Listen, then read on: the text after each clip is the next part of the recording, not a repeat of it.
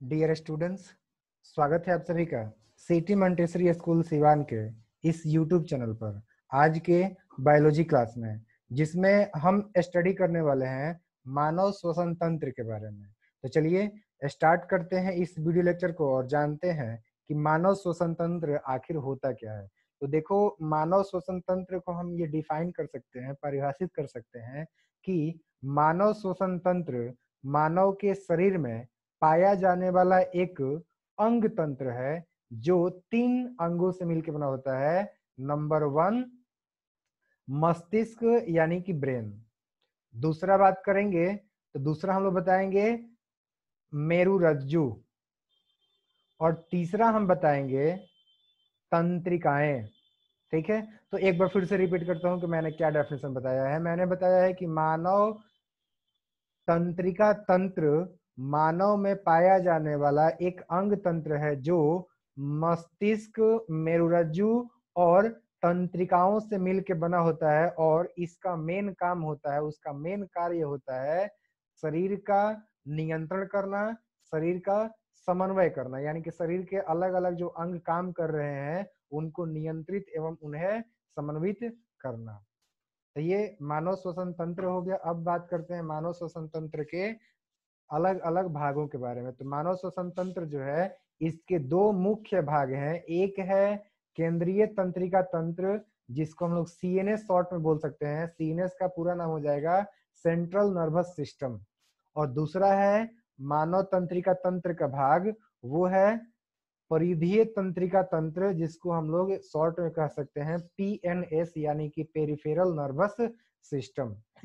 तो आपने यहाँ पे देखा कि नर्वस सिस्टम यानी कि मानव नर्वस सिस्टम का जो है 2 अलग अलग भाग हो गया। एक है सीएनएस जबकि दूसरा है पीएनएस, यानी कि एक सेंट्रल नर्वस सिस्टम तो दूसरा है पेरिफेरल नर्वस सिस्टम। एक केंद्रीय तंत्रिका तंत्र है तो दूसरा पेरिफेरल यानी कि जो है परिधीय तंत्रिका तंत्र है। अब देखो, ये जो सीएनएस है, सेंट्रल नर्वस सिस्टम, ये 2 अंगों से मिलकर बनता है। एक है मस्तिष्क और दूसरा है मेरुरज्जु।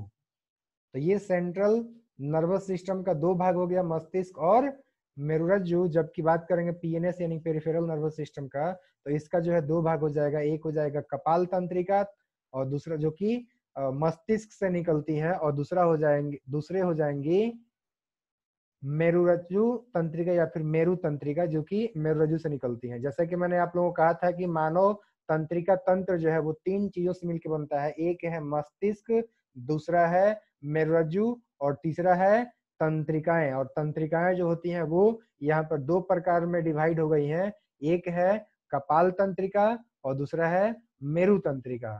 तो ये दोनों जो तंत्रिकाएं होती हैं वो पेरिफेरल नर्वस सिस्टम को बनाती है, यानी कि परिधीय तंत्रिका तंत्र को बनाती है। और कपाल तंत्रिका जो है वो मस्तिष्क से निकलती है, और मेरु तंत्रिका जो है वो मेरुरज्जु से निकलती है। जैसा कि उसके नाम से ही पता लग रहा है, कपाल तंत्रिका जाहिर सी बात है कपाल से यानी कि मस्तिष्क से निकलेगी, और मेरु तंत्रिका जैसे कि उसके नाम से पता लग रहा है कि वो मेरुरज्जु से निकलेंगी। अब बात करते हैं हम सेंट्रल नर्वस सिस्टम के अंदर में मस्तिष्क का, मानव मस्तिष्क का हम लोग स्टडी करते हैं। तो देखो, मानव मस्तिष्क जो है ये हमारे शरीर के अंदर में जितने भी क्रियाएं होती हैं उन सभी क्रियाओं का जो है समन्वय का केंद्र होता है, यानी कि सभी कामों को जो है समन्वय करने का काम हमारा मस्तिष्क ही करता है, जिसका कि 3 भाग है। पहला है अग्र मस्तिष्क, दूसरा है मध्य मस्तिष्क और तीसरा है पश्च मस्तिष्क। यानी कि एक आगे ऊपर की तरफ में होगा, दूसरा मध्य की तरफ में होगा और तीसरा जो है आपका पीछे नीचे की तरफ में होगा।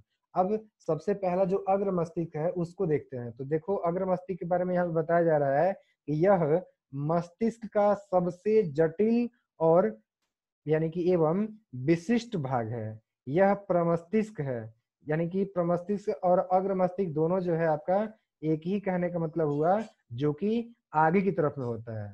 और ये जो है सबसे ज्यादा जटिल होता है और विशिष्ट भाग होता है, सबसे बड़ा भाग होता है। आपसे कोई पूछेगा कि हमारे मस्तिष्क का सबसे बड़ा भाग क्या होता है, तो हम बताएंगे प्रमस्तिष्क, यानी कि जो है अग्र मस्तिष्क है। अब हम देखेंगे इसके कार्य के बारे में कि अग्र मस्तिष्क का कार्य क्या होता है। तो अग्र मस्तिष्क के बहुत सारे कार्य होते हैं, जिनमें से कि हमने कुछ यहाँ पर लिस्ट प्रोवाइड किया है। जैसे कि पहला कार्य हो जाएगा अग्र मस्तिष्क का सोचने का काम। ये जो है थिंकिंग टैंक होता है, यानी कि जो है ये हमारे मस्तिष्क का वो भाग होता है जहां से कि हम सोचते हैं। और दूसरा कार्य हो जाएगा अग्र मस्तिष्क का ऐच्छिक क्रियाओं को नियंत्रित करना, यानी कि वो सारे काम जिसको हम कंट्रोल करते हैं। जैसे कि मैं यहाँ पर लिख रहा हूँ तो ये जो लिखने का कार्य है मेरा अग्र मस्तिष्क कंट्रोल कर रहा है। मैं जो बोल रहा हूँ उसको जो है ये मेरा अग्र मस्तिष्क कंट्रोल कर रहा है। जो भी चीजें मैं यहाँ पे मॉनिटरिंग कर रहा हूँ या फिर मैं आपको दिखा रहा हूँ, ये सब जो चीजें मैं कर रहा हूँ यहाँ पे, ये सारा चूंकि मेरी इच्छा के अधीन है, ये ऐच्छिक क्रिया है, तो इसको कंट्रोल करता है मेरा अग्र मस्तिष्क। तो ये अग्र मस्तिष्क का कार्य हो गया। अब देखते हैं तीसरा कार्य अग्र मस्तिष्क का, वो है सूचनाओं को इकट्ठा करना। सूचनाओं को जो है इकट्ठा करके उसको जो है फ्यूचर के लिए रखना, यानी कि याद करना। तो ये याद करने का काम करता है, सूचनाओं को याद रखने का काम करता है अग्र मस्तिष्क। अब देखते हैं चौथा कार्य। तो चौथा कार्य है शरीर के विभिन्न हिस्सों से सूचनाओं को एकत्रित करना और एकत्रित करके उनका जो है समायोजन करना। जैसा कि मैं पहले ही बता दिया था कि ये जो है अग्र मस्तिष्क ये सूचनाओं को एकत्रित करता है और उसको याद रखने का कार्य करता है। तो ये चीजें आप लोग ध्यान रखेंगे। अब पांचवा काम, तो पांचवा काम जो है वो ये है कि ये जो अग्र मस्तिष्क होता है वो भूख से संबंधित केंद्र होता है। यानी कि जो भूख लगता है तो इसका जो सेंसेशन है, जो फीलिंग है, वो अग्र मस्तिष्क के द्वारा ही महसूस किया जाता है, यानी कि उसको जो है पहचाना जाता है भूख को। अब दूसरा हम बात करेंगे मस्तिष्क का दूसरा भाग जो कि है मध्य मस्तिष्क। तो मध्य मस्तिष्क जो होता है वो अनैच्छिक क्रियाओं को नियंत्रित करता है। जैसे कि पुतली के आकार में परिवर्तन, कब पुतली का जो है आकार बढ़ाना है और कब घटाना है, यानी कि जिस प्रकार से लाइट आता है, प्रकाश आता है, उसके अकॉर्डिंग जो है पुतली का जो आकार होता है वो बढ़ता है और घटता है, जिससे कि हम चीजों को देख पाते हैं। तो ये जो परिवर्तन है ये एक अनैच्छिक क्रिया है जो कि हमारे अधीन नहीं बल्कि वो ऑटोमेटिकली होता है। तो ये मध्य मस्तिष्क का काम है। दूसरा है कि सिर और गर्दन जो है, यहाँ पर जो भी क्रियाएं होती हैं, प्रत्यावर्ती क्रियाएं होती हैं, वो मध्य मस्तिष्क के द्वारा कंट्रोल होता है। जो देखो ये जो गर्दन का गति होता है, ये भी जो है आपका गर्दन का जो मूवमेंट होता है, ये भी जो है आपका मध्य मस्तिष्क के द्वारा ही कंट्रोल किया जाता है। अब हम बात करेंगे मस्तिष्क का तीसरा भाग जो कि है पश्च मस्तिष्क। तो देखो पश्च मस्तिष्क जो है वो चूंकि पीछे होता है और नीचे की तरफ में होता है, तो ये ध्यान रखना है कि ये आपका सबसे पीछे का भाग हो गया। और इसके तीन भाग हैं। पहला भाग है अनुमस्तिष्क। तो अब बात करते हैं कि अनुमस्तिष्क क्या होता है।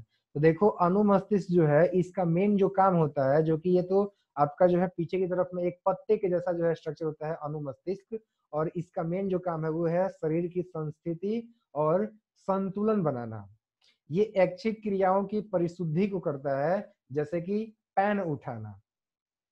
दूसरा है मेडुला। तो मेडुला जो होता है वो पश्च मस्तिष्क का दूसरा भाग है जो कि अनैच्छिक क्रियाओं का नियंत्रण करता है। जैसे कि बीपी यानी कि ब्लड प्रेशर है, इसको कंट्रोल करता है मेडुला।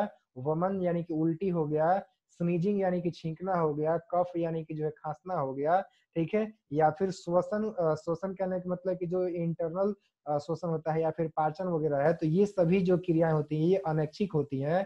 तो इन सबको कंट्रोल करने का कार्य करता है मेडुला। और मोस्ट इंपॉर्टेंट ये दोनों आप लोग याद रखना, रक्तचाप और वोमिटिंग को कंट्रोल करता है, स्नीजिंग है, कफिंग है, ठीक है, ये सब कंट्रोल करता है। तो ये सब कंट्रोल करता है मेडुला, जिसका पूरा नाम होता है मेडुला ऑब्लोंगेटा, ठीक है। तो ये नाम याद रखना, मेडुला ऑब्लोंगेटा, जो कि पश्च मस्तिष्क का दूसरा भाग है। ये अनैच्छिक क्रियाओं का नियंत्रण करता है, जिसमें मोस्ट इंपोर्टेंट है ब्लड प्रेशर, ये आपका जो है वोमिटिंग है, स्नीजिंग है, कफिंग है, ठीक है, हिक्कप है यानी कि हिचकी है। तो ये सभी जो कंट्रोल होते हैं मेडुला के द्वारा। दूसरा तीसरा जो भाग है पश्च मस्तिष्क का वो है पोन्स, जिसको हम लोग पूरा नाम जिसका हम लोग बता सकते हैं पोन्स वेरोलाई। तो ये जो है अनैच्छिक क्रियाओं जैसे कि श्वसन का ये नियंत्रण करता है। तो एक इसमें कार्य श्वसन का नियंत्रण जो है आपको मोस्ट इंपोर्टेंट याद रखना है। अब चलिए हम लोग जो है डायग्राम के माध्यम से मस्तिष्क के विभिन्न भागों का स्टडी करते हैं।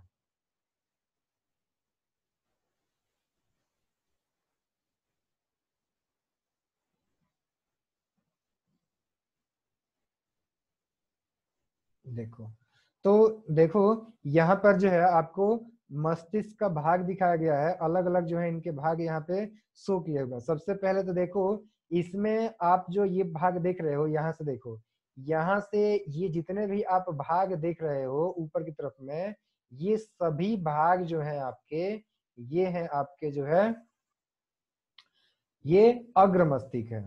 जैसे कि यहाँ पर दिखाया गया है कि ये जो है आपका अग्र मस्तिष्क है। तो ये अग्र मस्तिष्क जो होता है वो पूरे मस्तिष्क का 2/3 भाग होता है, यानी कि 3 भाग कर दिया जाए मस्तिष्क का, तो 2 भाग जो है इसमें वो सिर्फ और सिर्फ अग्र मस्तिष्क ही होता है। अग्र मस्तिष्क में भी ये देखा जाए सबसे बड़ा हिस्सा कौन सा होता है, तो वो आपका प्रमस्तिष्क होता है। ठीक है, तो ये चीजें आप लोगों को जो है ध्यान रखना है। और प्रमस्तिष्क जो है आपका ये वाला भाग हो गया जिसमें कि सल्कस और गाइरस होता है। ठीक है, यहाँ पर आप लोग देख रहे हो कि एक जो है नीचे की तरफ में देखो, जा करके देखो, एक जो है आपका ऊपर की तरफ में यहाँ पे उठा हुआ है, तो दूसरा जो है आपका नीचे जाकर के गहरा हो गया है। तो ये जो नीचे की तरफ में धसा हुआ है ये आपका जो है गायरस हो गया, और ऊपर की तरफ में जो उठा हुआ है ये सल्कस हो गया। यानी कि देखो ये ऊपर की तरफ में जो उठा हुआ है ये हो गया सल्कस। ठीक है, और ये जो है नीचे की तरफ में यहाँ पे जो धंसा हुआ है इस प्रकार से, ये जो है आपका गाइरस। तो सल्कस और गाइरस जो है वो प्रमस्तिष्क के अंदर में पाया जाता है, जो कि अग्र मस्तिष्क का भाग है। और ध्यान रखना कि जिसका सल्कस और गाइरस के अंदर में जितना ही गड्ढे होंगे, वो व्यक्ति का जो दिमाग होगा उतना ही वो इंटेलिजेंट होगा, तेज होगा। ठीक है, और प्रमस्तिष्क जो है वो आपका इंटेलिजेंस का केंद्र होता है, थिंकिंग का केंद्र होता है। जैसा कि पहले ही आपको बताया गया था, ये सोचने का केंद्र होता है, ये जो है याद रखने का केंद्र होता है।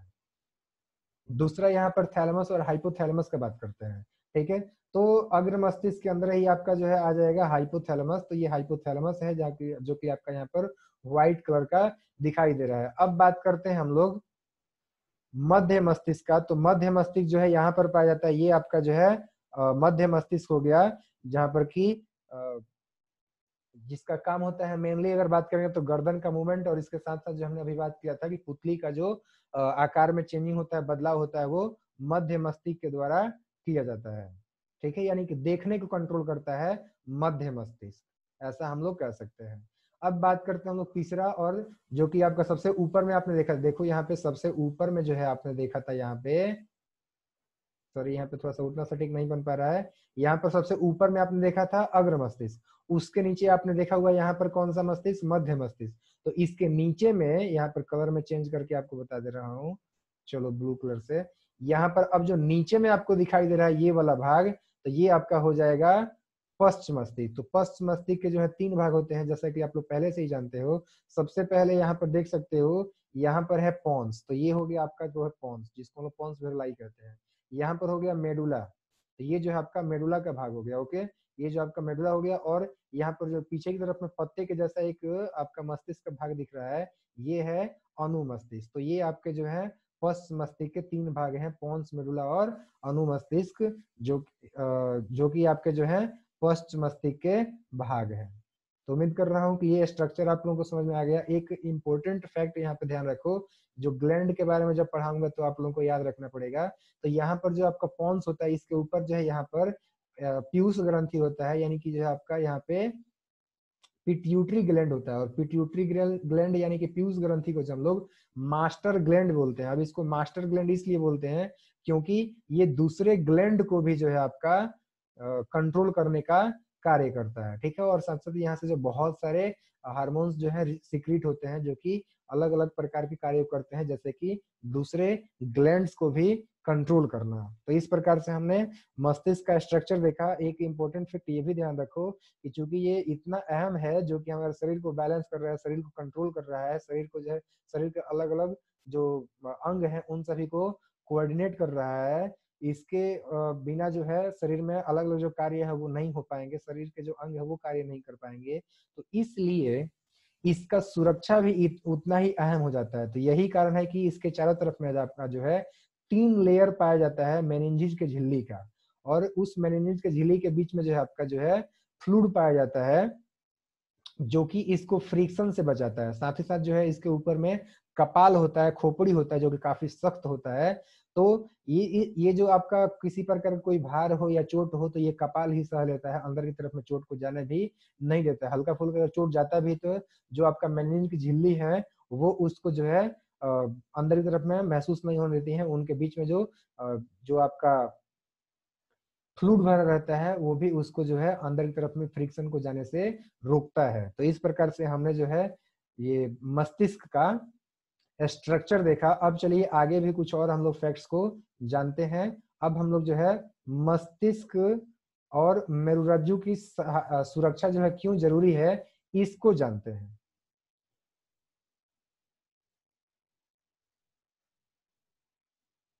तो देखो, मस्तिष्क के बारे में तो ये हम लोग पहले भी देख लिए हैं, हालांकि मैंने बता दिया है, एक बार फिर से मैं बताता हूँ कि मस्तिष्क जो होता है वो एक हड्डियों के बॉक्स में अवस्थित होता है, स्थित होता है, सिचुएटेड होता है। और बॉक्स के अंदर में जो है तरल पूरित गुब्बारे में मस्तिष्क होता है, यानी कि जो है वो स्थित होता है मस्तिष्क, जो कि प्रघात यानी चोट को जो है अवशोषित कर लेने का काम करते हैं। एक बार फिर से रिपीट करता हूँ, मस्तिष्क कहाँ होता है, तो ये हड्डियों की एक बॉक्स में होता है जिसको हम लोग कपाल बोलते हैं, ठीक है। और उसके अंदर में क्या होता है कि तरल से भरे हुए जो है गुब्बारे जैसी संरचनाएं होती हैं जो कि झिल्लियों से मिलकर बनी होती है, मेनिंजेस की झिल्ली से मिलकर बनी होती है। तो उसके अंदर में हमारा मस्तिष्क होता है, और ये जो है जो भी चोट लगता है, प्रघात होता है, उनको जो है अवशोषित कर लेती है, और इस प्रकार से हमारा जो मस्तिष्क होता है उसका सुरक्षा प्रदान किया जाता है हमारे शरीर के अंदर में। दूसरा है मेरुरज्जु। तो मेरुरज्जु जो होता है उसकी सुरक्षा के लिए कशेरुक दंड होते हैं, यानी कि रीढ़ की हड्डी होती है जो कि चारों तरफ से सख्त होती है और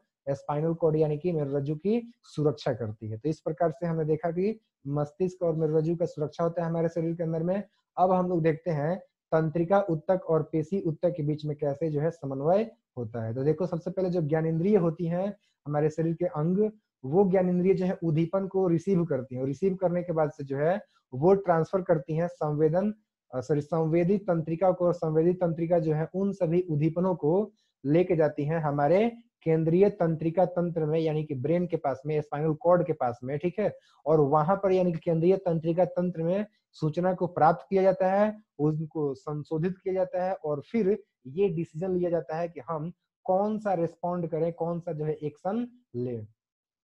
तो जब वो एक्शन हम डिसीजन ले लेते हैं एक्शन का, यानी कि रेस्पॉन्ड का, तो फिर उनको जो हम लोग ट्रांसफर कर देते हैं प्रेरक तंत्रिकाओं को, यानी कि पेशी ऊतकों को। और जो है पेशी ऊतकों में जब हमारा रेस्पॉन्स जाता है, ऑर्डर जाता है ब्रेन का, तो फिर वो जो है पेशियां संकुचित होती हैं, और इस प्रकार से ब्रेन का जो रेस्पॉन्स था, वो जो ऑर्डर था, वो होता है हमारे शरीर के अंदर में।